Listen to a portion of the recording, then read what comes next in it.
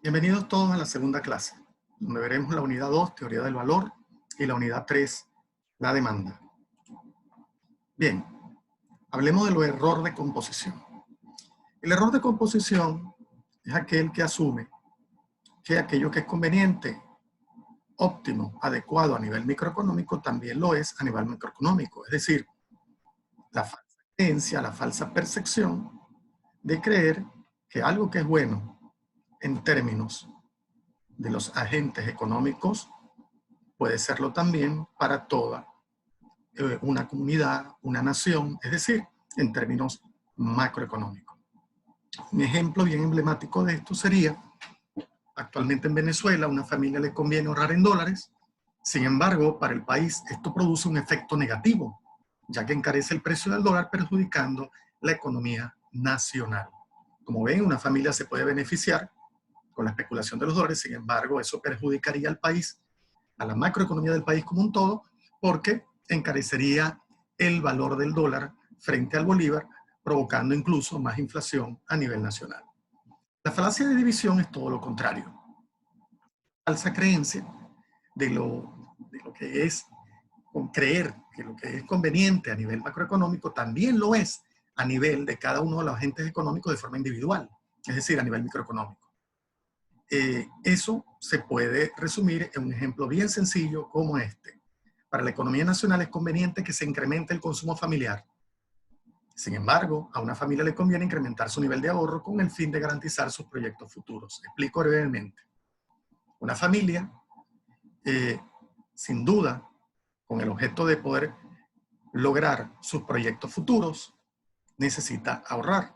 Sin embargo, una nación como un todo, el ahorro puede implicar que no circule el dinero en la magnitud adecuada para inducir al gasto.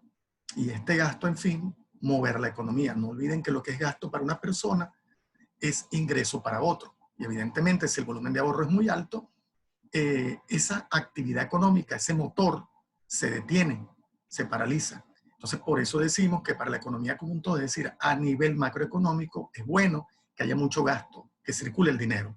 Pero sin embargo, también hay que entender que para la familia también es importante el ahorro. Esa es la diatriba que se plantea en este caso.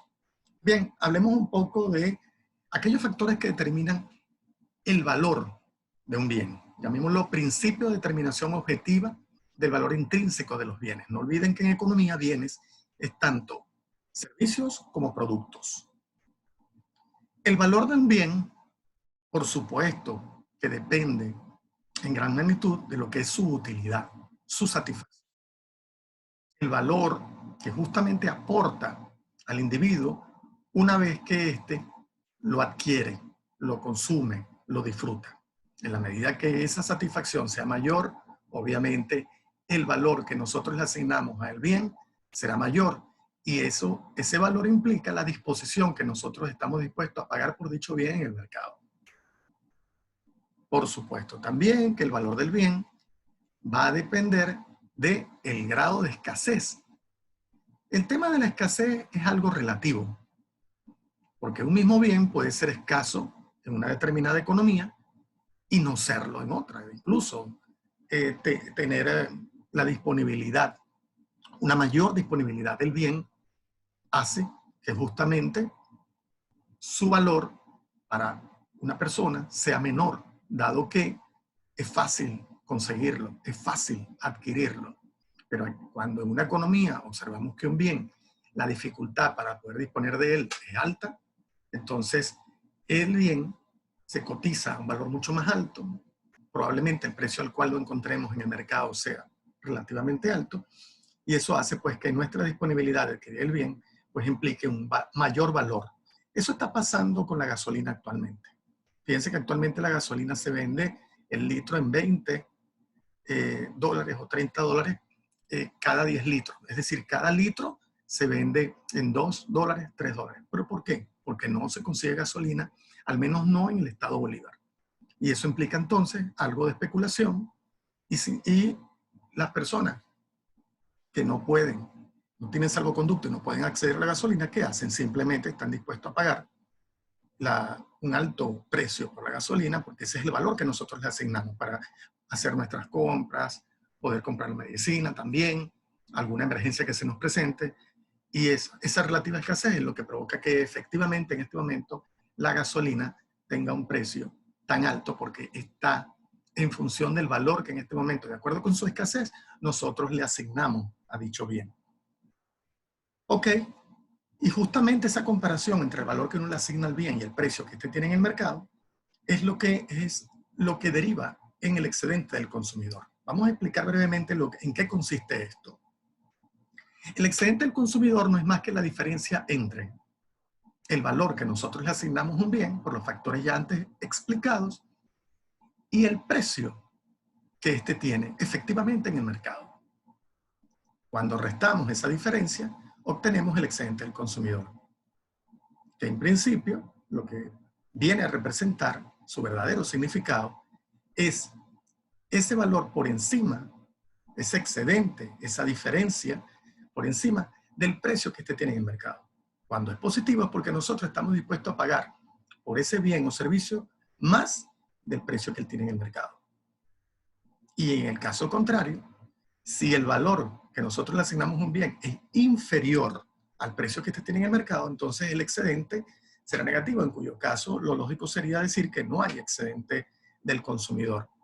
Porque si el precio supera el valor que nosotros le asignamos a un bien, definitivamente no lo vamos a adquirir.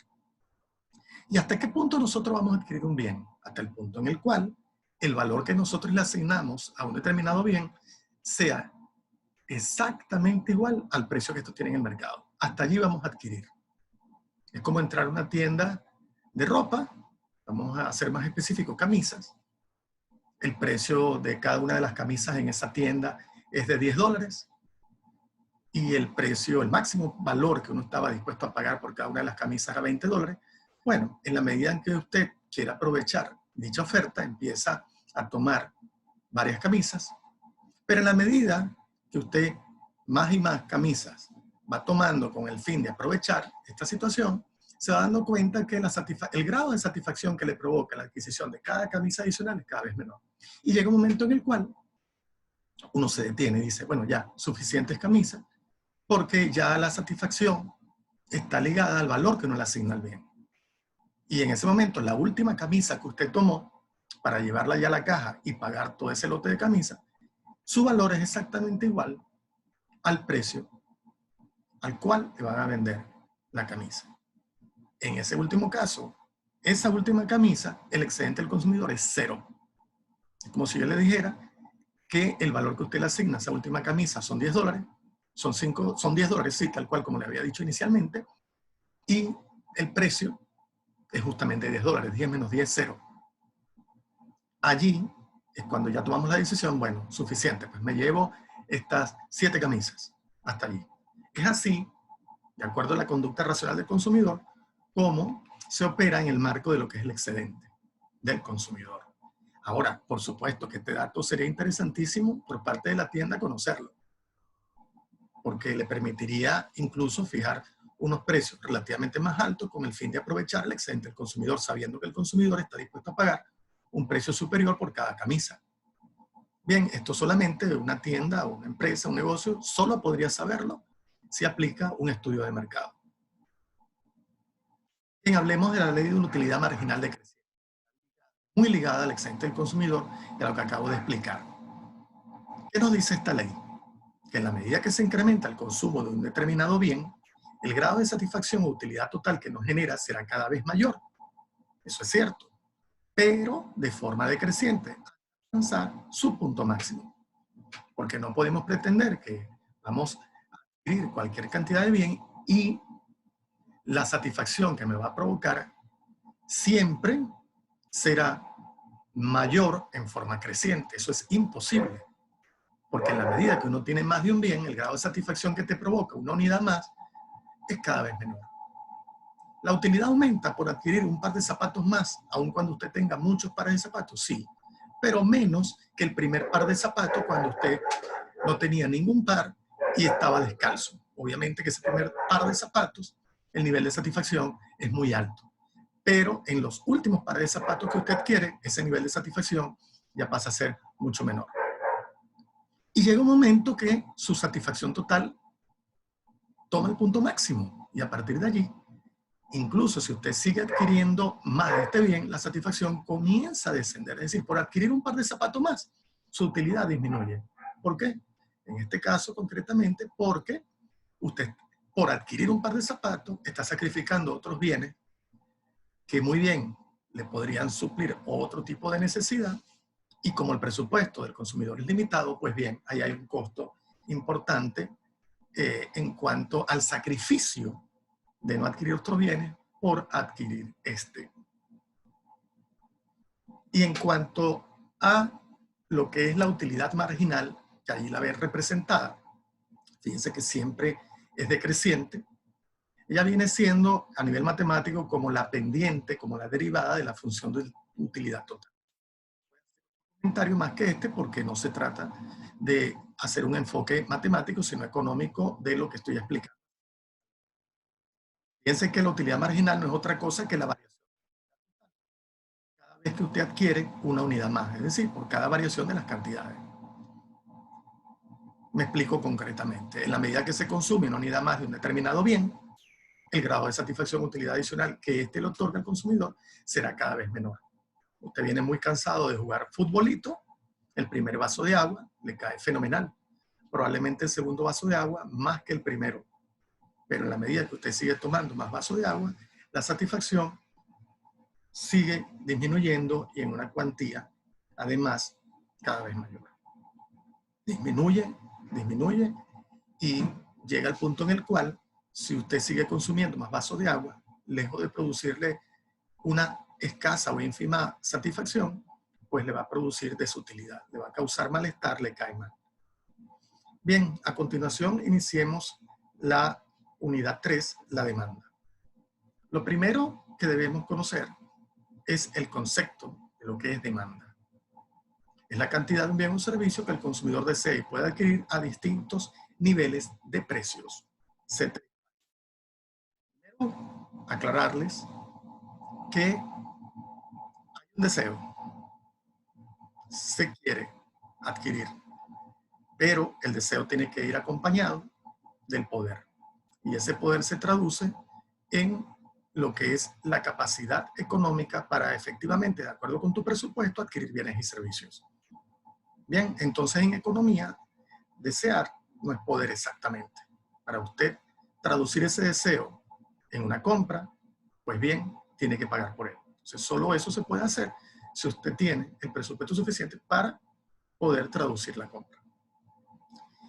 Como ven, la variable más importante a la hora de decidir si compramos o no un bien y la cantidad que vamos a adquirir de él es el precio de ese mismo bien. El ceteris paribus viene del latín y se traduce al español, y en este caso concretamente en el ámbito económico, como todo lo demás constante. Es decir, cada vez que analicemos de aquí en adelante las distintas variables que afectan la demanda de un bien, vamos a hacer caso omiso de las otras variables, es decir, las asumimos como constantes, como parámetros ya dados, y nos dedicamos única y exclusivamente a explicar la variable en cuestión. ¿Qué expresa la ley de la demanda? Nos expresa una relación inversa entre el precio de un bien y su respectiva cantidad demandada. Es decir, si aumenta el precio, la cantidad demandada disminuye. Vean que la relación es inversa. Esto obedece a la lógica del consumidor. Disminuye, la cantidad demandada aumenta, obviamente. Hay algo más que quiero resaltar aquí. En el caso del precio, como ya les comenté, que es la única variable que hace que aumente o disminuya la cantidad demandada, técnicamente es así como se debe mencionar. Concretamente, si el precio aumenta, debemos decir la cantidad demandada disminuye. No debemos decir la demanda disminuye. Porque si decimos la demanda disminuye, eso implicará un desplazamiento hacia la izquierda de la función de demanda. Y este no es el caso. Si aumenta el precio, la cantidad demandada disminuye, significa que hubo un movimiento sobre la curva de demanda, indicando que ahora se demanda menos que antes. Ya lo veremos en el gráfico que voy a colocar a continuación. Pero antes debemos aclarar, justamente hablando de la ley de la demanda, que existe una relación inversa entre el precio y la cantidad. No olvidemos que P es el precio, Q es la cantidad. Y allí ven pues reflejado la relación inversa. El precio aumenta, la cantidad disminuye. Si el precio disminuye, la cantidad aumenta. Obviamente, ceteris paribus. Es decir, sabemos que hay otros factores que afectan la demanda de un bien, pero por ahora lo dejamos a un lado, hacemos caso omiso de ellos y nos dedicamos única y exclusivamente a analizar cómo afecta el precio de un determinado bien a su cantidad demandada. No olviden que es así como se debe decir cuando se trata del precio del mismo bien. En todo caso, hay que entender que entre ambas variables se presenta una relación inversamente proporcional. En eso consiste la ley de la demanda. ¿Cuáles variables impactan sobre la demanda de un bien? Bueno, primero, el precio del mismo bien. Voy a decir que esa es la única variable de movimiento. Luego, tenemos otras variables que desplazan la función de demanda, bien sea a la izquierda o a la derecha, dependiendo de cómo ellas impacten en el ámbito económico. Estas son los gustos del consumidor, que viene representada por G, el ingreso del consumidor, que se representa con Y en economía, los precios de los bienes sustitutivos, P sub S, los precios de los bienes complementarios, P sub C, las expectativas y el número de consumidores. ¿Puede haber otros factores? Sí, pero estos son los más importantes. Hagamos énfasis en lo que es la variable de movimiento. La cantidad demandada de un bien, Q sub A, depende exclusivamente del precio del bien, en este caso P sub A. Una vez más, quiero ser enfático, la cantidad demandada, cuando el causante de la variación es el precio del mismo bien, nos referimos a la cantidad demandada, no a la demanda. Mucho cuidado con esto. Entonces, bajo estos términos, la única variable de movimiento es el precio del mismo bien. Como estamos refiriéndonos a la cantidad demandada del bien A, será entonces el precio del bien A. Ok, veamos efectivamente cómo se ejecutan dichos movimientos. Vamos a suponer variaciones en el precio del bien. Entonces, un aumento o disminución de la cantidad demandada debido a variaciones en el precio del bien se denota de la siguiente manera. Inicialmente, en el punto A, como observan aquí, tenemos un precio 1 y una cantidad 1. Esa es la situación inicial. A continuación, supongamos que el precio se incrementa a P sub 2. ¿Qué ustedes pueden esperar que suceda a continuación? De acuerdo con la ley de la demanda, sabiendo que hay una relación inversa entre ambas variables, es lógico esperar que ante el aumento del precio, la cantidad demandada disminuya. Es decir, el precio aumenta a P sub 2 y ahora la cantidad demandada pasa a ser Q sub 2, la cual es inferior a Q sub 1. Como ven, en este caso, la función de demanda se movió de un punto A a un punto B. Y en el punto B el precio es mayor y la cantidad demandada es menor. Y ahora veamos la situación opuesta. Si el precio disminuye, la cantidad demandada aumenta. Vean, el precio bajó de P sub 1 a P sub 3 y la cantidad demandada aumentó de Q sub 1 a Q sub 3. Como ven, esta es la variable de movimiento. ¿Cuál? El precio del mismo bien. En ningún momento la función se desplazó. Simple y llanamente, nos movimos de un punto A a un punto B en el caso de un aumento del precio o de un punto A a un punto C en el caso de una disminución. Ok, pero como les comentaba, hay otras variables, las cuales implican desplazamiento, no movimiento. Son los gustos, los ingresos, precio de un bien sustitutivo, precio de un bien complementario, las expectativas y el número de consumidores. Estas provocan un desplazamiento, como lo que pueden observar a continuación. Fíjense que en este primer caso se desplaza la función de demanda hacia la derecha. Eso implica que para un mismo nivel de precios, fíjense que el precio no se altera, la demanda se incrementó. Están oyendo bien, demanda, no he dicho cantidad demandada, porque trate de un desplazamiento se debe decir aumento o disminución de la demanda. ¿Y debido a qué? A cualquiera de estas variables que allí están planteadas. Y en el caso de una disminución de la demanda, una reducción de la demanda, como pueden observar, la demanda disminuye. Fíjense que en el primer caso, la demanda había aumentado de Q1 a Q2. Y en este segundo caso, un desplazamiento hacia la izquierda, es decir, una reducción de la demanda. La nueva demanda sería D3. Fíjense que ahora la demanda pasa a ser Q3. Y el precio, como pueden denotar, incólume, constante, P1, porque no se trata de una variación de precio, se trata de un aumento o disminución de cada una de las variables que observamos allí en rojo, que son las variables de desplazamiento. Comencemos. Seamos específicos, bien concretos, bien exhaustivos con cada una de estas variables y cómo ellas pueden o bien implicar un aumento o una disminución de la demanda en un determinado bien. Hablemos de los gustos en primera instancia. Debido a una campaña publicitaria se incrementan los gustos a favor de una determinada marca de crédito. Sí, planteamos primero la situación inicial de sub 1, la demanda original, y debido a este impacto, la demanda se desplaza a la derecha. Como ven, no implicó un aumento o disminución del precio, sino sencillamente una variable distinta a esta, en este caso los gustos. Cuando los gustos se incrementan a favor de un determinado bien, en este caso por una campaña publicitaria a favor, podemos ver entonces que indistintamente de cuál sea el precio, la demanda ahora será mayor en el mercado. Veamos el caso contrario. Si la demanda disminuye, provocado por el avance de la tecnología,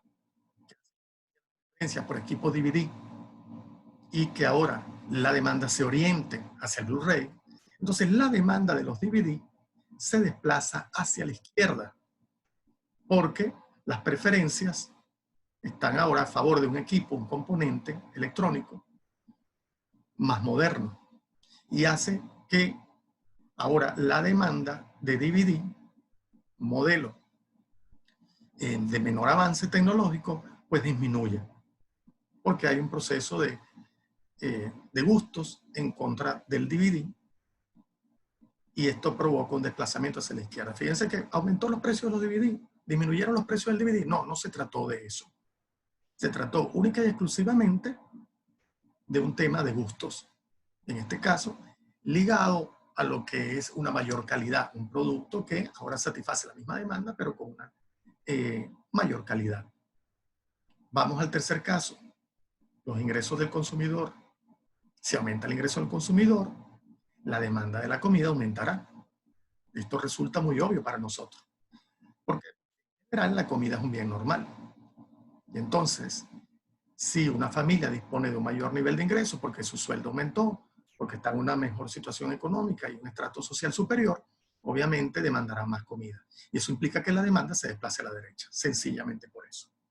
Pero no olvidemos, porque se trata de un bien normal. En este caso, la relación es directamente proporcional. Aumenta el ingreso del consumidor, aumenta el ingreso familiar, la demanda de estos bienes también lo hará. Al contrario, si disminuye el ingreso familiar, y tomando el caso de otro bien normal como es la ropa, pues bien, la demanda disminuirá. Eso implica un desplazamiento hacia la izquierda de la función de demanda. ¿Y esto por qué?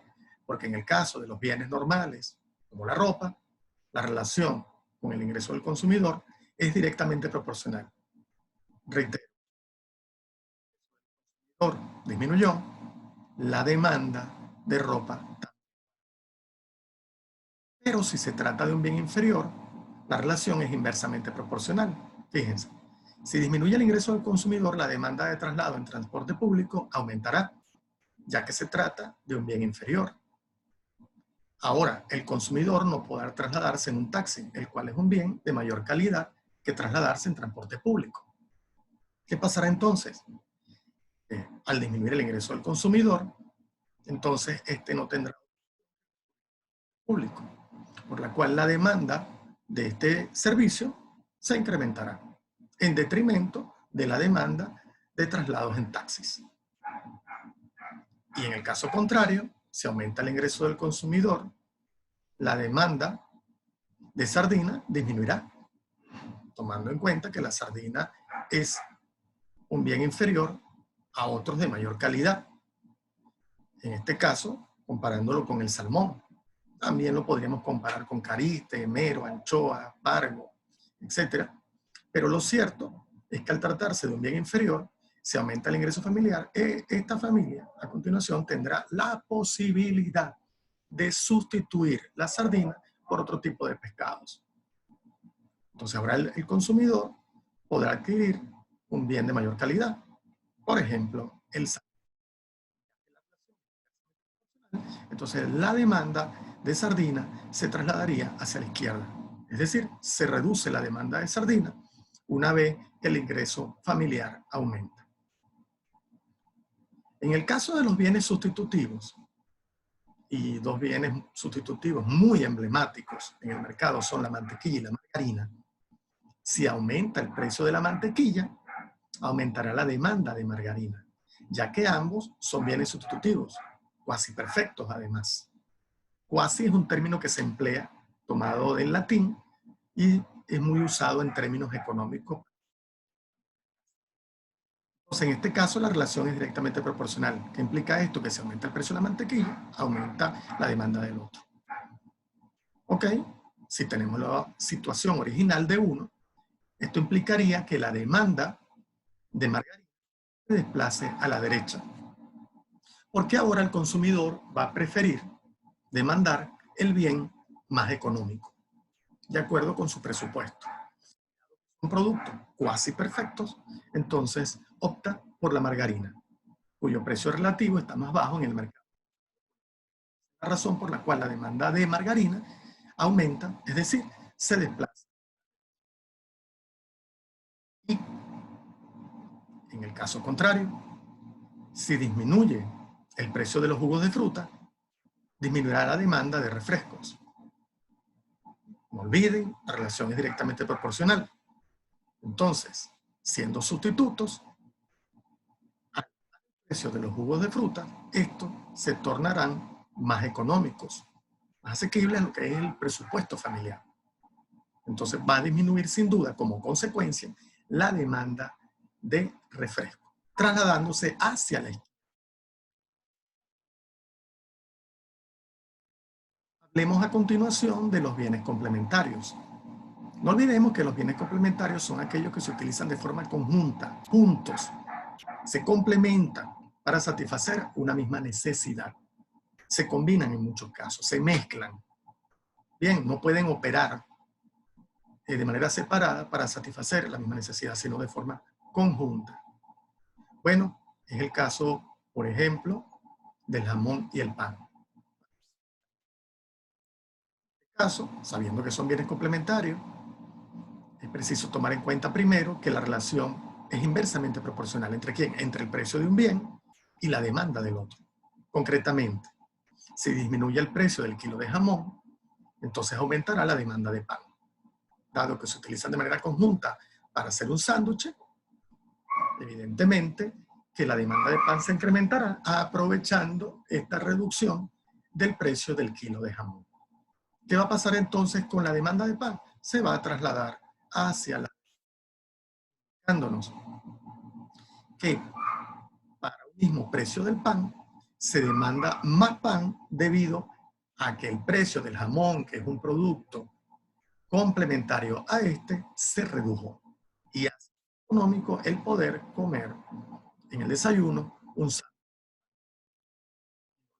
Porque la relación entre ambas variables, entiéndase, precio de un bien y la demanda del otro, es inversamente proporcional tratándose de bienes complementarios.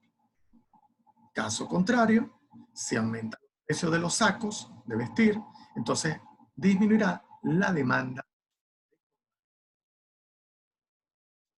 conjuntamente para vestirse para una ocasión formal. En este caso, sabiendo que la relación es inversamente proporcional entre ambas variables, la demanda de corbata se trasladaría hacia la izquierda. Aun cuando el precio de las corbatas permanezca inalterado, la demanda disminuye. ¿Por qué? Porque un bien complementario a este, que son los sacos de vestir, ha incrementado su precio. Y a la hora de vestirse, entonces, al combinar una prenda de vestir con la otra, evidentemente que encarece el costo de poder combinarla, porque uno de ellos ha aumentado su precio. Vean cómo entonces el precio de un bien afecta al otro, tratándose de bienes complementarios. Siempre tengan presente que en el caso de los bienes complementarios, la relación es inversamente proporcional. Vayamos con las expectativas, un poco adaptándolo a lo que está presente en el país. Si se prevé una potencial escasez de harina de maíz debido a una acción gubernamental, entonces la demanda de este bien se incrementará. ¿Se incrementará cuándo? Hoy. Por un tema de expectativas, lo que el consumidor piensa que puede pasar en el futuro debido a esta preventiva. El consumidor hoy toma la decisión de aumentar su stock, su inventario de harina pan en su alacena, si fuera el caso, harina pan, ¿ok? Comparado con otras marcas. ¿Qué provoca esto? Que hoy la demanda de harina de maíz se desplace a la derecha. Miedo por ese temor de que pueda presentar una relativa escasez de harina de maíz por esta acción gubernamental. Y tenemos el caso contrario con esta misma variable, expectativa, si se considera que toda la música que se podrá disfrutar en un futuro cercano será mediante plataformas digitales. Entonces, ¿qué sentido tiene seguir comprando CD en este formato, ¿verdad? Música en formato CD. Pues no tendría ningún sentido. Por esa razón, entonces, lo lógico es esperar que la demanda de música disminuya, en formato CD, disminuya, es decir, se desplace hacia la izquierda. Vean que por un tema de expectativas, lo que uno puede pensar que es un plazo, entonces se desplaza la función de música en formato CD hacia la izquierda. No se trata de que el precio de los CD ha aumentado. No es esa la razón. Se trata de que un bien que consideramos que pronto va a acaparar el mercado todo lo que es el formato digital, pues como ese bien es lo que en el futuro va a predominar y por un tema de expectativa, decir, ¿qué sentido tiene seguir demandando CD cuando toda la música en el futuro, ya muy cercano, será en formato digital? No tiene sentido demandar un bien que cada vez se torna más obsoleto, tanto por la cantidad de música que se puede escuchar en un CD, que es muy limitada, como la calidad además. Entonces, por esa razón, sencillamente, se opta por disminuir la demanda de música en este formato, precisamente por considerar que la demanda se tornará hacia este otro bien en un inmediato plazo. En el caso de del número de consumidores, cada vez mayor el número de clientes, consumidores, de series documentales y películas en plataformas digitales. Por tanto, la demanda de este servicio se incrementará. Cada vez es mayor el número de personas que optan por este servicio. ¿Qué ocasiona esto? Que la demanda se desplace. Video, HBO Go, todo eso provoca que la demanda se desplace a la derecha de este tipo de servicios, de este tipo de plataformas. El consumidor ha aumentado crecientemente. Como pueden ver, en la medida que el número de consumidores de un determinado mercado es cada vez mayor, obviamente la demanda también se incrementa. Todo lo contrario, si el número de consumidores es menor, entonces eso hará que se desplace hacia la izquierda la función de demanda, por razones obvias, porque cada vez el consumo será menor debido a que el número de clientes para este tipo de mercado, para un determinado ramo o sector, será menor. Y en el caso concreto, pues por ejemplo, actualmente en Venezuela, por la gran... Prácticamente todo el presupuesto familiar se dedica a la compra de comida. Esto hace, o esto ha perjudicado, mejor dicho, la compra de ropa y calzado, que es cada vez menor. Por lo entonces es obvio que la demanda de vestido y calzado se desplazará hacia la izquierda, comparado con los años anteriores, en los cuales uno compraba mucho más ropa que lo que actualmente hacemos. Bien, y esto provoca entonces en definitiva que disminuya la demanda desplazándose hacia la izquierda. Bueno, esto fue todo por la clase de hoy. Espero haber sido suficientemente ilustrativo. Seguimos en contacto. El día miércoles les aclararé todas las dudas, además de que tengan presente también les enviaré el link con la tercera clase que corresponde a solamente de la primera, sobre la primera y segunda clase, más no la tercera. La tercera se acumulará para la siguiente evaluación. Seguimos en contacto. Saludos a todos.